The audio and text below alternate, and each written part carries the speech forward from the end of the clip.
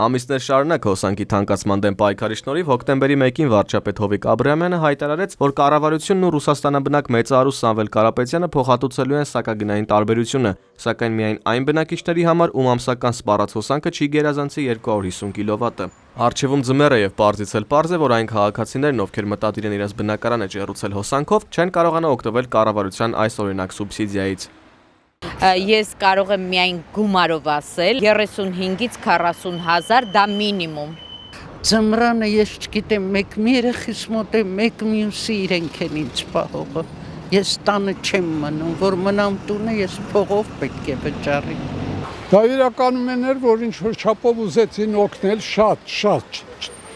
կարիքավորներին, բայց իրականում մնացած մասին համարյա ոչինչ չի տալու էլի։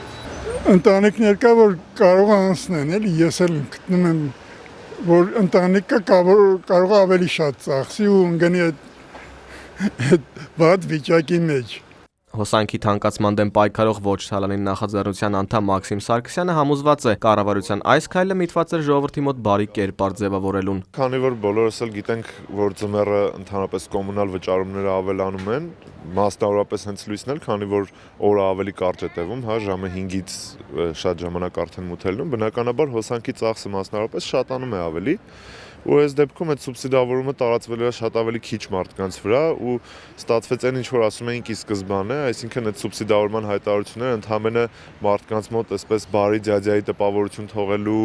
միտում ուներ, որ տեսեք մենք ինքան բարի ենք սուբսիդավորենք, բայց իրականում որևէ բան չեն անում։ Արտուր Հովհաննիսյան, Նարեկ Բարսեղյան, Առաջին լրատվական։